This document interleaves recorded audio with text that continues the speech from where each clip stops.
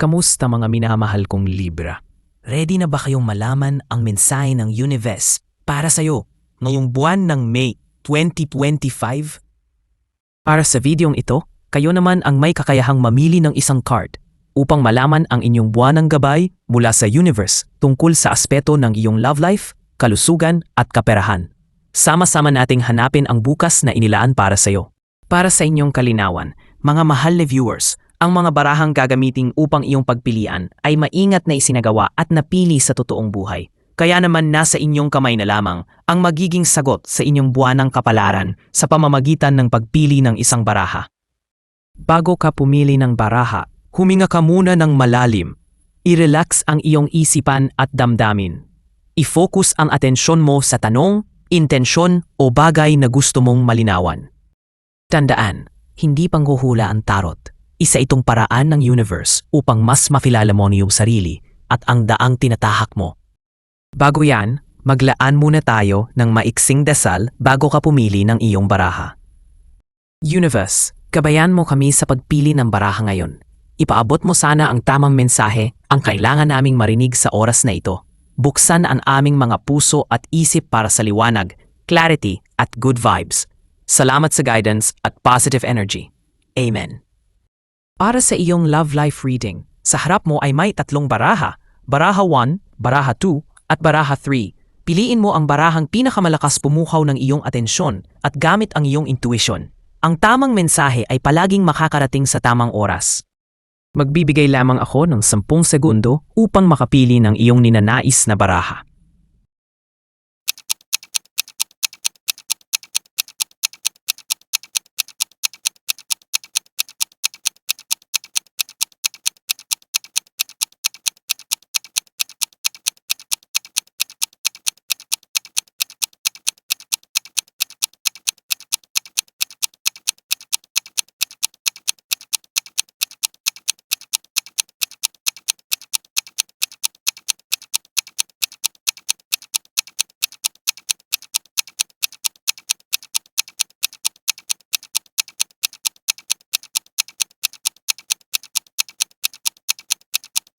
Mula sa puntong ito ay marahil nakapili ka na ng iyong kapalaran ngayong buwan.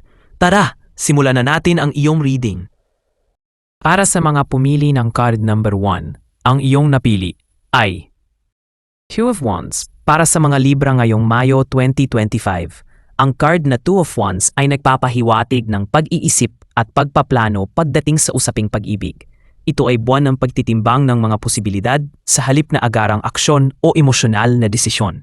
Ang universe ay nagpadala ng memo sa iyo, Libra. Huwag munang padalos-dalos, besh. Sa larangan ng pag-ibig, ang Two of Wands ay parang GPS. Sinasabi sa iyo, recalculating route. Hindi ito buwan para sumugod sa romansa na parang telenovela. Time to zoom out at pag-isipan. Saan ba talaga to papunta? Para sa mga may karelasyon, maaaring dumating ang punto na ikaw o ang iyong kapareha ay mag-isip kung saan patungo ang inyong relasyon. Mapapatingin kayo pareho sa malayo. Hindi dahil bored, promise, kundi dahil pareho kayong nagtatanong. Ito na ba talaga? Ang Two of Wands ay nagsasabi ng pagnanais na lumago o dalhin sa susunod na level ang samahan. Tulad ng paglipat sa iisang bubong, pagsisimula ng negosyo o pag-uusap tungkol sa hinaharap. Pero bago ka mag-panic buy ng singsing o condo unit, tandaan, communication is key. Para sa mga single, may posibilidad na may dalawang taong nagpapakita ng interes o kaya ay dalawang opsyon. Panatilihin ang kasalukuyang estado o buksan ang sarili sa panibagong pag-ibig. Manatili sa single and thriving era mo o bigyan ng chance si cutie na laging nagre-react sa lahat ng story mo. Pinapayo ng Two of Wands na huwag madaliin. Gamitin ang buwang ito upang kilalanin ang sarili, ang iyong mga gusto, at ang mga posibilidad ng hinaharap. Sa kabuuan ngayong Mayo, Libra, hindi lahat ng kilig kailangan aksyonan agad. Minsan ang tunay na move ay ang pag-upo, pag-isip at pagtanong ng, deserve ko ba to? Magplano ka muna. Ang tamang landas ay laging worth the wait. Para sa mga pumili ng card number 2, ang iyong napili ay Two of Cups. Para sa mga Libra ngayong buwan ng Mayo 2025, ang paglabas ng Two of Cups ay isang napakagandang palatandaan pagdating sa usaping pag-ibig. Ang Two of Cups ang nagpakitang gilas para sa iyo ngayong buwan, Libra. At hindi ito basta-bastang card. Ito ang power couple vibes ng tarot deck. Kung pag-ibig ang tanong, ito ang sagot na may kilig at konting slow-mo background music. Para sa may karelasyon, inaanyayahan ng Two of Cups ang mas malalim na koneksyon sa pagitan ninyo ng iyong partner. Handa ka na bang mag-level up? Hindi to level up na pang-game ha. Ito yung tipo ng pag-uusap na may kasamang seryosong tinginan. Posibleng proposal o kahit pa simpleng pag-uusap ng saan na nga ba tayo papunta. Maaliwalas ang vibes ng komunikasyon ninyong dalawa. Parang kayo lang ang nagkakaintindihan sa gitna ng ingay ng mundo or ng mga tsismosa mong kapitbahay. Magiging magaan ang komunikasyon at parehong may pagnanais na ayusin kung may mga alitan sa nakaraan. Para sa single, ito ang buwan na malaki ang posibilidad na may makilala kang taong ka-vibes mo emotionally at romantically. Maghanda ka na. May posibilidad na may darating na, "Uy, bakit parang kilala na kita dati pa?" moment. Ang koneksyong ito ay maaaring maging simula ng isang seryosong relasyon. Open ka ngayon sa pagbubukas ng puso. Kaya mahalagang makinig sa iyong intuisyon, lalo na kung nararamdaman mong may spark sa isang taong paparating o nariyan na. Ang koneksyon ay hindi lang basta pa-cute. Ito yung tipong may lalim. Kaya wag mong isnabin ang mga taong ka-vibe mo emotionally, lalo na yung mga hindi lang puro emoji sa chat, kundi marunong ding makinig at hindi ghoster. Sabi ni Two of Cups sa'yo, Libra, communicate like an adult, pero pwede pa rin yung cute memes minsan. Wag puro bigay, wag din puro tanggap. Balancing relasyon equals hindi toxic. Sa kabuuan, Libra, ang Mayo ay month of love para sa'yo.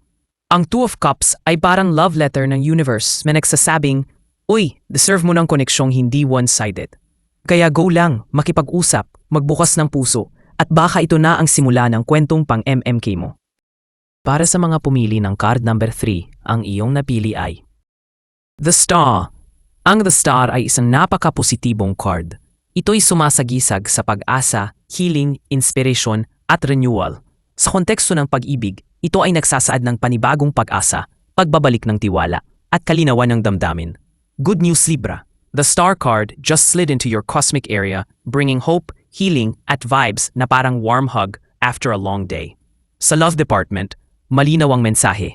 May pag-asa, beshi. Para sa mga single na Libra, may posibilidad na may isang taong biglang sisikat sa puso mo. Parang shooting star sa madilim na langit. Charot. Magaan siyang kasama, hindi toxic, at baka na soulmate vibes na ito. Panahon ito ng emotional healing mula sa mga lumang sugat. Pinapayo ng The Star na maniwala kang may darating na mas mabuti. Baka dati kang sugatan, emotionally ha, hindi literal. Pero ngayon, panahon na para sa heart detox. Trust the universe. Maging bukas sa mga bagong kakilala, lalo na sa mga hindi mo inaasahan. May posibilidad na sa isang creative o spiritual na setting mo makilala ang isang espesyal na tao. Ang tip, be open. Kahit yung tipo ng taong di mo usually type, baka siya na yon. Plot twist. Para sa mga may karelasyon, kung nagkaroon ng sigalot kamakailan, ang The Star ay nagsasabing may pagkakataon para sa panpapatawad at muling paglalapit. May dalang inspirasyon at renewal, parang muling pagpapaalab ng damdamin. There's a reboot happening. At this time, mas HD na ang feelings. Maaaring mas lalo ninyong mauunawaan ang isa't isa sa mas malalim na antas na yung buwan. Mas lalalim ang koneksyon nyo, parang upgraded wifi ng puso. Ang kabuuang mensahe ng The Star sa'yo, Libra, panatilihin ang pananampalataya sa pag-ibig, ang mga sugat ay naghihilom. At ang hinaharap ay puno ng liwanag kung ikaw ay bukas at totoo sa damdamin. Tumungo naman tayo sa iyong health reading ngayong buwan. Magbibigay lamang ako ng 10 segundo upang makapili ng iyong ninanais na baraha.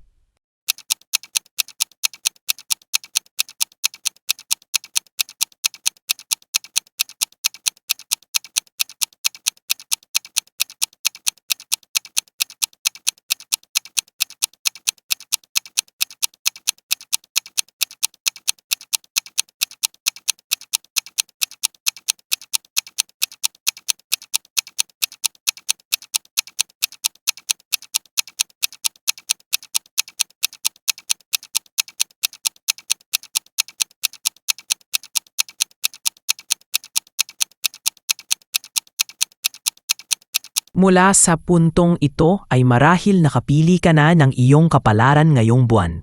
Tara, simulan na natin ang iyong reading. Para sa mga pumili ng card number 1, ang iyong napili ay Ace of Wands. Ang Eight of Wands ay isang card ng bilis, paggalaw at biglaang mga pagbabago. Libra, ready ka na ba? Dahil ang enerhiya ngayong Mayo ay parang express shipping. Mabilis, walang preno, at minsan, medyo nafasa ka ba? Maaaring maranasan mo ang biglaang pagbuti o paglala ng kalagayan ng iyong katawan. Kung ikaw ay nagpapagaling mula sa sakit, posibleng gumaling ka ng mas mabilis kaysa sa inaasahan. Basta't ikaw ay sumusunod sa tamang pangangalaga. Ngunit kung ikaw ay pabaya, posibleng mabilis ring magpakita ng sintomas ang anumang issue sa kalusugan. Kung pasaway ka sa self-care, naku, baka magulat ka na lang sa mga bagong nararamdaman na parang uninvited guests. Ang bilis ng mga kaganapan ngayong Mayo ay maaaring magdulot ng stress o pakiramdam ng pagka-overwhelm. Ang daming ganap, parang group chat na sabay-sabay nagme-message, kaya't huwag mo hayaang malunod ang utak mo sa stress tsunami. Mahalaga ang mental clarity. Humanap ng paraan para mag-ground, gaya ng meditation o journaling. Mabilis ang enerhiya ng buwan, kaya't importante ring alamin kung kailan ka kailangang huminto at magpahinga. Tandaan, hindi mo kailangang sagutin lahat ng issue ng sabay-sabay. Isa-isa lang, hindi ito buffet. I-monitor ang biglaang pagbabago sa iyong katawan. Huwag isawalang bahala ang mga sintomas. Maging maagap sa health checkups o appointments. Sa kabuuan ngayong Mayo 2025, Libra, ang Eight of Wands ay maaaring positibo o babala. Depende sa kung paano mo haharapin ang mga bagay. Pwede kang manalo, pwede kang ma-stress. Depende sa pag-handle mo. Huwag magpadala sa bugso ng damdamin. Stay grounded at alagaan ang iyong sarili sa gitna ng mabilis na pagbabago. Kaya huwag padalos-dalos, hinga muna. Tapusin muna ang isang task bago mag-multitask ng emosyon. Alagaan ang sarili gaya ng pag-aalaga mo sa aesthetic ng IG feed mo. Para naman sa mga pumili ng card number 2, ang iyong napili ay Four of Swords. Para sa Libra ngayong buwan ng Mayo 2025, ang Four of Swords ay nagbibigay ng malinaw na mensahe pagdating sa kalusugan at kagalingan, panahon ng pahinga, pag-recharge at mental recovery. Dumapo ang Four of Swords sa reading mo at ang mensahe niya, simple lang, higa ka muna pahinga muna, hindi ka robot. Literal, as in, rest, recharge at iwanan muna ang drama ng mundo kahit sandali. Kailangan mong magpahinga, oo, ikaw, feeling mo ba pagod ka kahit bagong gising? Yung tipong kahit sa panaginip mo may deadline? Ayan na nga, sabi ng baraha, hindi ka power bank. Kailangan niring mag-recharge bago ka maglag. Maaaring nararamdaman mong drain ka, mentally, emotionally, o physical. Ang katawan mo ay humihingi ng panahon para makabawi. Ito ang buwan para bawasan ang stress, i-prioritize ang tulog, at lumayo sa labis na drama. Kung ikaw ay sobrang kabala o emotionally overwhelmed nitong mga nakaraang buwan, ang Four of Swords ay paalala na ang pagpapatuloy sa ganitong estado ay magdudulot ng pagkakasakit. Iwasan ang overcommitment ngayong Mayo. Kung sunog na ang kilay mo sa kakatrabaho o kakaisip ng mga what if, warning ito, hindi uso ang overcommitment ngayong Mayo. Hindi lahat ng kaldero kailangan sabay-sabay niluluto. Hindi ka master chef. Ito rin ay pahiwatig ng recovery phase. Maaaring ikaw ay gumagaling na mula sa isang sakit o emosyonal na sugat. Hindi ito panahon para magmadali. Bigyan ng oras ang sarili para tuluyang makabawi. Kung galing ka sa heartbreak, sakit sa katawan, o pagod sa pag-intindi sa group chat ng pamilya. Breathe in, breathe out. This month is for soft reboots. Dahan-dahan lang, walang pressure. Ang Four of Swords ay may malakas na ugnay sa mental well-being. Kung may anxiety, pagod sa isip, o depresyon, ngayong Mayo ay magandang panahon para maghanap ng tahimik na espasyo, mag-reflect, o humingi ng suporta kung kinakailangan. Kung overloaded na ang isip mo, may go signal kang mag-do not disturb. Silent mode is self-care. Whether it's journaling, therapy, o staring blankly at the ceiling habang umiiyak sa loob ng kumot, wala namang masama doon. Go for it. Sa kabuuan, Libra, ang Four of Swords ay hindi nagsasabing give up. Ang sinasabi niya, pause muna dahil hindi ka makakarating sa finish line kung hilo ka na sa simulata lang. Pahinga ka, Libra. Hindi lang katawan ang kailangang mag-recharge, pati puso at isipan. Para sa mga pumili ng card number 3, ang iyong napili ay Seven of Cups. Ang Seven of Cups ay isang card ng pagkalito, ilusyon at maraming pagpipilian. Sa larangan ng kalusugan, ito ay nagsisilbing babala na maaaring ikaw ay nalilito o overwhelmed sa mga health options, routines o lifestyle changes. Maaaring marami kang gustong simulan, dieta, ehersisyo, supplements o wellness trends, pero wala kang natututukan ng maayos. Ang Seven of Cups ay parang health version ng buffet. Lahat gusto mong tikman, pero ending, busog ka lang sa options, hindi sa resulta. Sa kalusugan, ito ay babala. Baka napasobra ka sa add to cart ng wellness trends. May chia seeds ka na, yoga mat, essential oils, pero nagamit mo ba? Posibleng makaranas ka ng mental fatigue o decision fatigue. Baka masyado kang abala sa ibang bagay, kaya ang mental health mo ay naapektuhan. 1 minute, keto diet ka. Next minute, milk tea with extra pearls. Gusto mong maging fit, pero masyadong maraming health hacks na sinusubukan. Parang nagpa-plank habang nagpo-push up, habang nagdi-detox.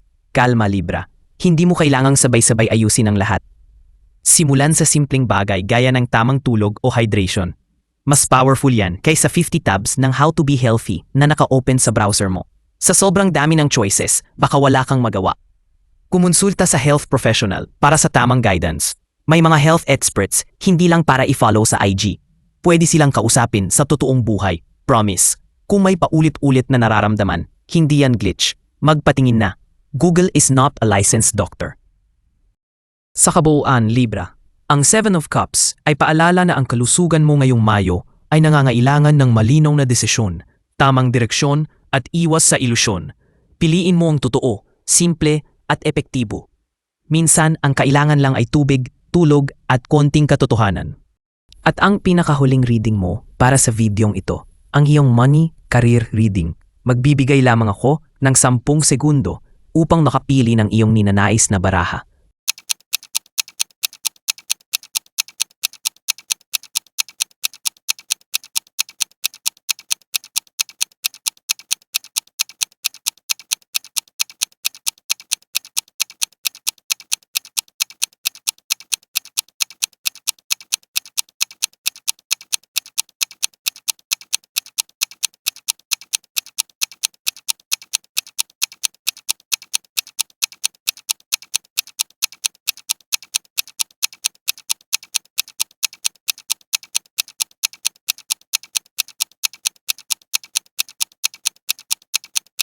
Mula sa puntong ito ay marahil nakapili ka na ng iyong kapalaran ngayong buwan.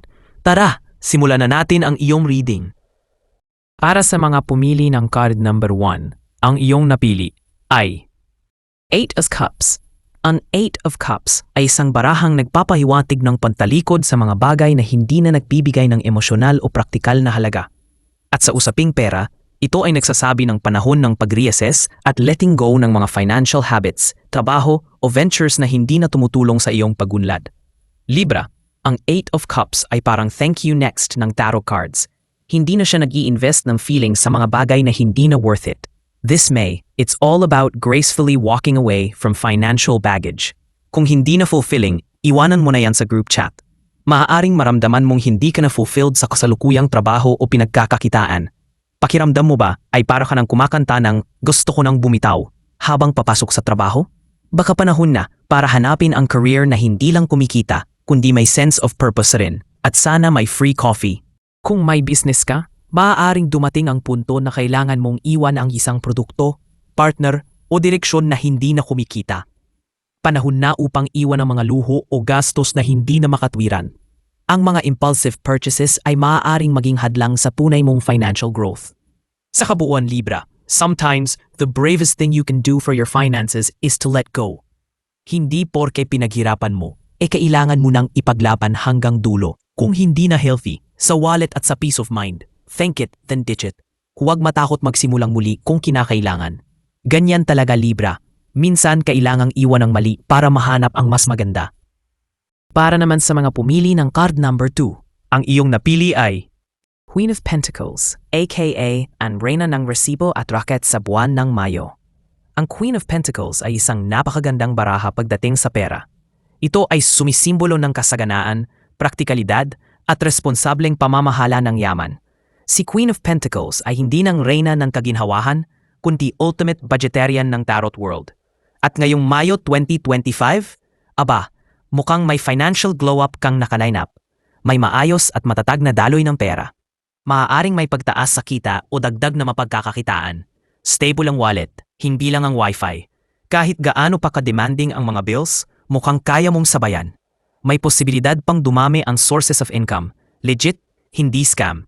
Ang iyong pagiging praktikal at mapadali nga ay magdadala ng tamang paghawak sa pera. Marunong kang maglaan para sa kinabukasan. Maaaring may dumating na tulong mula sa isang strong female figure o baka ikaw yon, ang reyna ng tulong pinansyal at payong may kasamang ingat ka ha sa dulo. Libra, maaari din na ilagay mo ang kapakanan ng ibang tao bago sa sarili mo. Magandang tumulong, pero siguraduhin hindi nauubos ang iyong sariling resources. Love mo mag-share, bless you. Pero make sure na hindi ikaw ang nauubos. Remember, hindi masama ang mag-me time ng konti sa budget. Dahil ang Queen of Pentacles ay konektado sa comfort at domestic matters, mag-ingat sa paggastos sa mga bagay na hindi naman urgent, tulad na lang ng furniture, pagkain sa labas, home upgrades. Homebody ka? Good. Pero bago bumili ng diffuser na may LED lights at relaxing whale sounds, tanungin muna, kailangan ko ba talaga to o nabudol lang ako sa online ad? Libra, ang payo sa iyo ni Queen of Pentacles, i-audit ang budget. Oo, kahit nakakatamad, may business idea, gelang, lalo na kung ito ay tungkol sa food, home, o pag-aalaga ng ibang tao. AKA, mga racket na may puso.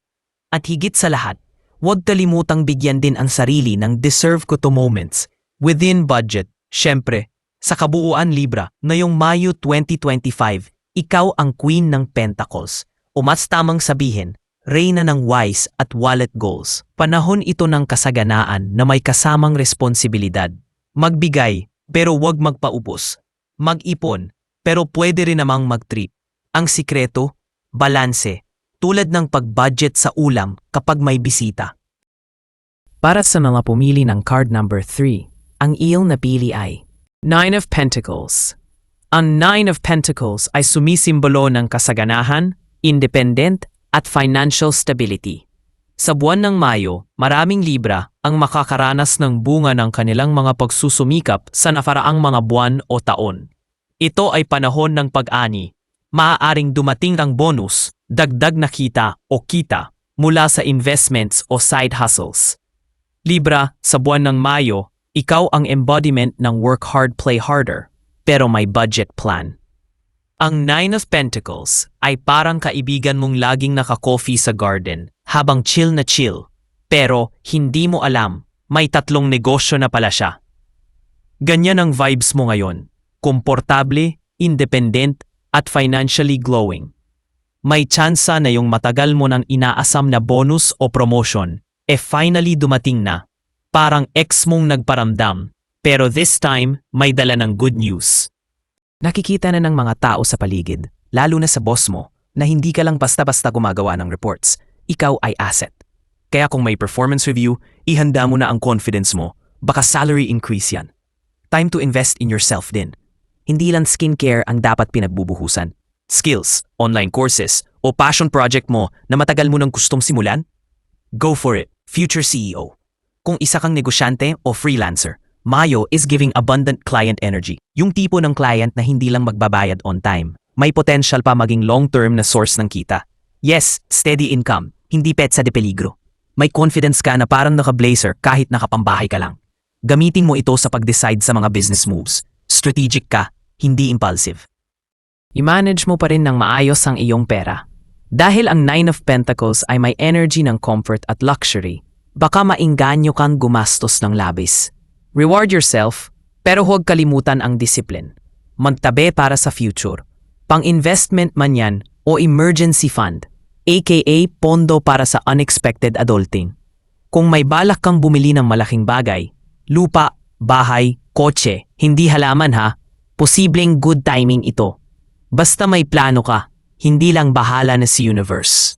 Sa kabuuan, Libra, ngayong Mayo 2025, sa panahong ito, ikaw ang CEO ng sarili mong financial destiny. Ang mga effort mo ay hindi napaasa. Finally may bunga. Celebrate mo yan. Maybe with milk tea, hindi luxury resort, muna, at manatiling matalino sa paggasta. The universe is supporting your glow up, so keep it classy, not flashy. Ayan na nga Libra, ang iyong tarot reading para sa buwan ng May 2025. Sana'y nakatulong ito upang bigyan ka ng gabay at inspirasyon sa mga darating na araw. Tandaan, ikaw pa rin ang may hawak ng iyong kapalaran. Gamitin mo ang mga mensaheng ito bilang ilaw sa iyong landas. Kung nakaresonate sa iyo ang reading na ito, huwag kalimutang i-like, i-share, mag-subscribe at i-click ang notification bell para sa mga susunod pang readings. Muli, ito ang Ren's Soul Tarot Channel. Maraming salamat sa panonood at magkita-kita tayo muli sa susunod na buwan. Ingat ka palagi, Libra.